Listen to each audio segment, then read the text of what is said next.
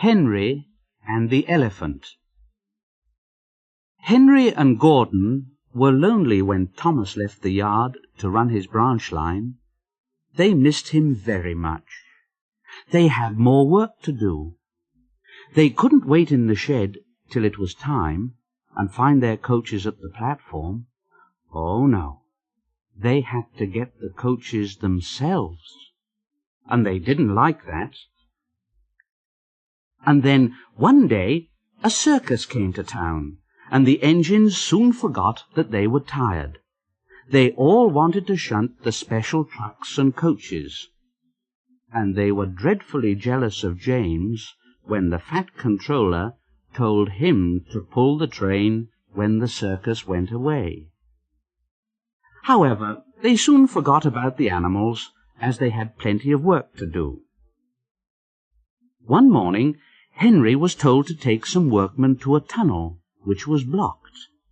He grumbled away and found 2 trucks to carry the workmen and their tools, and he pushed the trucks along the line and muttered to himself, "Pushing trucks, pushing trucks, pushing trucks, pushing trucks." They came to the tunnel and stopped outside. They tried to look through it, but it was quite dark. No daylight shone from the other end. The workmen took their tools and went inside. Suddenly they all shouted, "Oh! Oh! Oh! Eh! Oh! Oh!" And they came running out of the tunnel. The foreman was outside the tunnel having a cup of tea, and they said to him, "Look, we went to the blockage and started to dig it away, but it grunted and moved." And the foreman said, "Go on, get out of it. That's rubbish." "No, it isn't rubbish. It's big and alive, and we're not going in there again. So there." And the foreman said, "All right then, I'll go in. I'll ride in a truck, and Henry shall push this here blockage out of the way." And Henry said, "Oh, shoo, shoo, shoo." He hated tunnels. He'd been shut up in one once, and this was worse. There was something big and alive inside the tunnel. Henry said, I don't want to go in." And Henry's driver said, "Well, neither do I, Henry, but we must. We've got to clear the line. Now, come on, Henry. There's a good lad." And Henry puffed slowly into the dark, dark tunnel.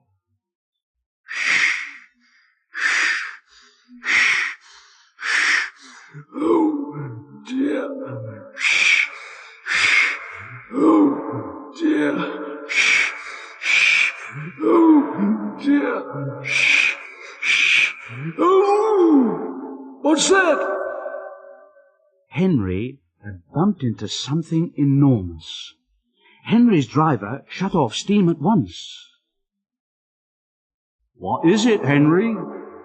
"Oh, I don't know, but I can't move it.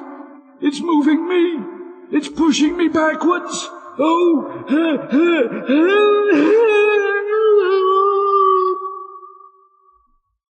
And slowly out of the tunnel came first Henry, then the trucks, and last of all, pushing hard and rather cross, came a big elephant. The foreman said, "Well, I never! It's an elephant from the circus." Henry's driver put on his brakes, and a man ran to telephone for the keeper. The elephant stopped pushing and came towards them. They gave him some sandwiches and cake, So he forgot he was cross and remembered he was hungry. He drank 3 buckets of water without stopping, and was just going to drink another one when Henry let off steam. That frightened the elephant. It went whoosh and squirted the water all over Henry by mistake. Poor Henry. He didn't like that at all. The elephant's keeper came and took him away, and the workmen jumped into the trucks, laughing at their adventure. And Henry pushed them home, hissing to himself, "An elephant pushed me, shh, shh, shh. An elephant whooshed me, shh, shh, shh. An elephant pushed me, shh, shh, shh. An elephant whooshed me, shh, shh, shh, shh." In the shed, he told Gordon and James about the elephant. And I'm sorry to say that instead of laughing and telling him not to be silly, they looked sad and said, "Oh, you poor engine. Oh, you have been badly treated, haven't you?" Tenders and turntables. The big stations at both ends of the line each have a turntable. The fat controller had them made so that Edward, Henry, Gordon and James can be turned round. It is dangerous for tender engines to go fast backwards. Tank engines like Thomas don't need turntables. They can go just as well backwards as forwards. But if you heard Gordon talking a short while ago, you would have thought that the fat controller had given him a tender just to show how important he was. He said to Thomas, "Oh, but you don't understand, little Thomas. We tender engines have a position to keep up. It doesn't matter where you go, but we are important. And for the fat controller to make us shunt on dirty sidings, well, it's not the proper thing."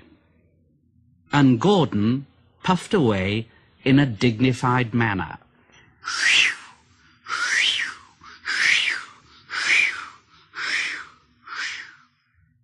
Thomas chuckled. "Poor old Gordon, he is upset."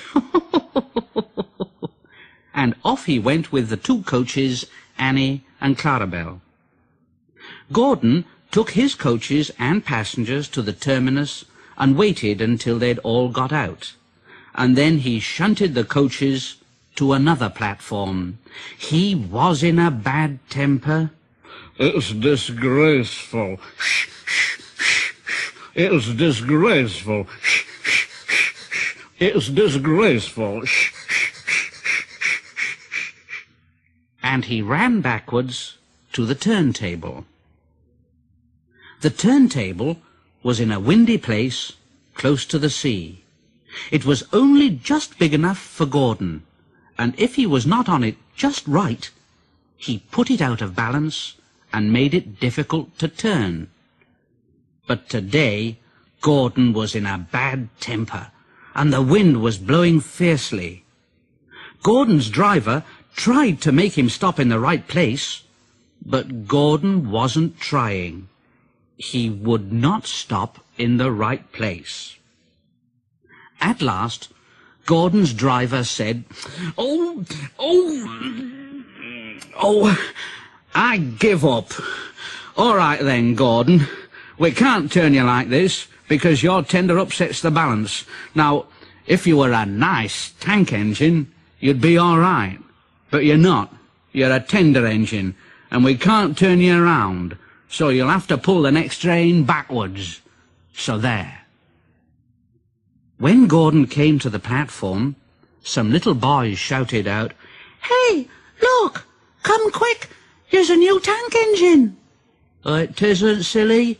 It's only Gordon, back to front." "Oh, so it is. What a swizz." And Gordon said, and he puffed off to the junction. Thomas was waiting at the junction. "Oh, hello, Gordon. Playing at tanks engines, then? Sensible engine.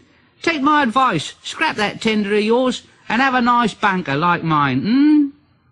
And Gordon said, "Oh, psh." Then James came along on his way to the turntable. "Oh, ho, ho, ho, ho, ho. Hello, Gordon. Got stuck on the turntable then, are you?" You be careful, James. Otherwise you might get stuck too." No, I won't get stuck. I'm not as fat as you are. Now you just watch me." And James went along to the turntable and stopped on just the right place to balance the table. It could swing easily. The fireman turned the handle and James turned, much too easily. The wind caught him and puffed him round and round like a top. He couldn't stop.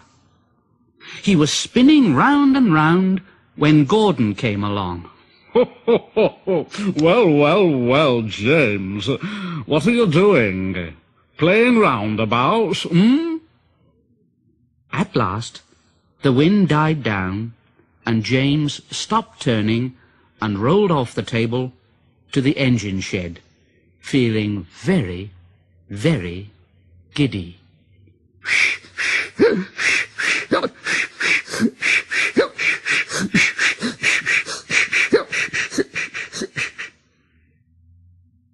That night, the three engines had an indignation meeting. Gordon did most of the talking, though. "It's shameful to treat tender engines like this. It really is. Henry gets drenched by elephants, James spins round like a top, and I have to go backwards, and everyone laughs at us. Not only that, the fat controller makes us shunt in dirty sidings. It's dreadful. It's dreadful. Now listen, we will act tomorrow. The fat controller will look silly. Now this is what we'll do. In the morning, when the driver and the fireman come." Trouble in the shed. The fat controller sat in his office and listened. The fat controller frowned and said, "Oh, what a nuisance passengers are! How can I possibly work with all this noise? Oh dear, oh dear, oh dear, oh dear!" "Yes, what is it?" It was the station master, looking very worried. "There's trouble in the shed, sir. Henry is sulking. There is no train, and the passengers are saying that this is a bad railway." "Indeed? Really? We cannot allow that. Now, will you quieten the passengers, please, and I will go and speak to Henry." The fat controller found Henry, Gordon, and James looking sulky. "Now, come along, Henry. It's time your train was ready." But Henry wouldn't answer. It was Gordon who said, Henry's not going, so there, and neither are James or I. We won't shunt like common tank engines. We're important tender engines, if you don't mind. You fetch our coaches for us, and we'll pull them. But we won't shunt. Tender engines don't shunt. So there." And all three engines let off steam in a cheeky way. And the fat controller said, "Oh, indeed. Engines on my railway do as they're told. I'll go and find Edward." Edward was shunting. "I say, Edward, leave those tracks, will you please? I want you to push coaches for me in the yard." "Oh, thank you, sir. That will be a nice change." "That's a good engine. Off you go, then." So Edward found coaches for the three engines, and that day the trains ran as usual. But when the fat controller came next morning, Edward looked unhappy. Gordon came past, clanking and hissing very rudely.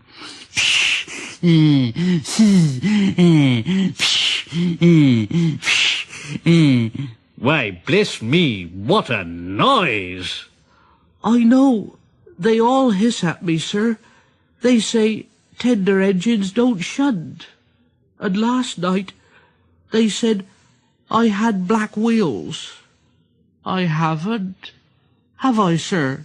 No, Edward, of course you haven't. You've got nice blue ones, and I'm proud of you. Tender engines do shunt, but all the same, you'll be happier in your own yard. We need a tank engine here. And the Fat Controller went to an engine workshop and saw all sorts of tank engines. At last, he saw a smart little green engine. Yes, I think so.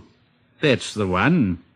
I say there, if I choose you, will you work hard? Oh, sir. Yes, sir. Yes, sir. That's a good engine. I'll call you, Percy. Yes, Percy. Do you like that, Percy? Oh, yes, sir. Thank you, sir. Yes, sir. So the Fat Controller drove Percy back to the yard and introduced him to Edward. Percy soon learned what he had to do, and they had a happy afternoon. And then Henry came by, hissing as usual.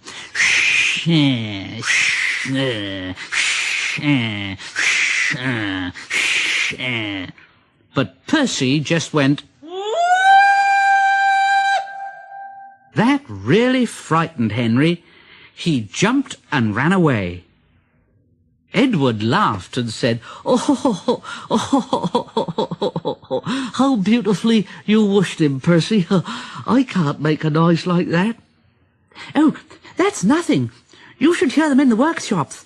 You have to make a noise like that to be heard." Next morning, Thomas arrived. "Hello, Edward." "Oh, hello, Thomas." "The Fat Controller sent for me. I expect he wants help." "Oh, he does indeed, Thomas. Here he comes now." Well done, Thomas. You have been quick.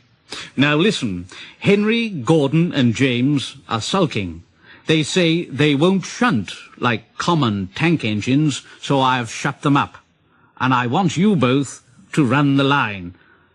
"Common tank engines, indeed. We'll show them." Well done, Thomas. And Percy here will help too, won't you, Percy? "Oh, sir. Yes, sir, please, sir." Edward and Thomas pulled the trains. They started at opposite ends and whistled to each other as they passed. There were fewer trains, but the passengers didn't mind. They knew the three other engines were having a lesson. Henry, Gordon and James stayed shut in the shed and were cold, lonely and miserable. They wished now they hadn't been so silly. Percy runs away. Henry, Gordon and James were shut up for several days. At last, the Fat Controller opened the shed.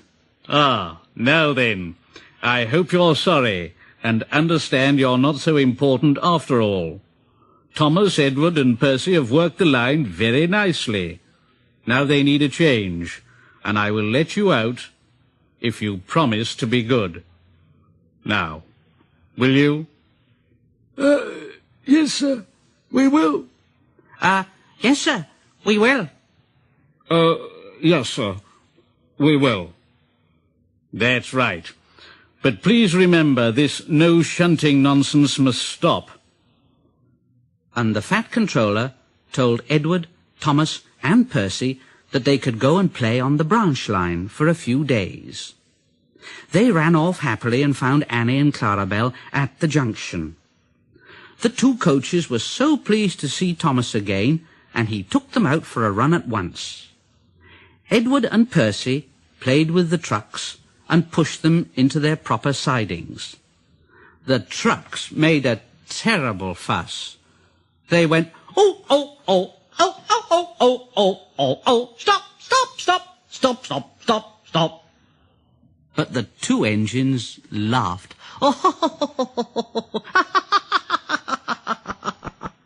And went on shunting till the trucks were tidily arranged. Next, Edward took some empty trucks to the quarry, and Percy was left alone. Percy didn't mind that a bit. He liked watching trains and being cheeky to the engines. He would make noises at them as they went by.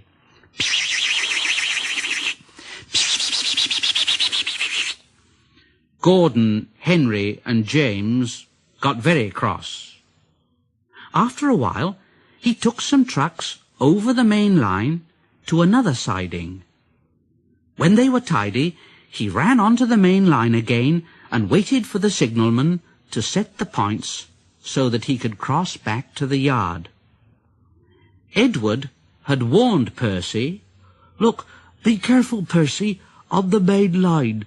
Whistle to tell the signalman that you're there." But Percy didn't remember to whistle, and the signalman was so busy he forgot Percy. Bells rang in the signal box.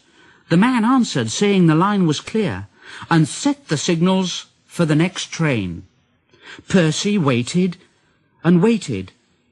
The points were still against him. He looked along the main line and saw something that made him go, for rushing straight towards him was Gordon with the express. Gordon went,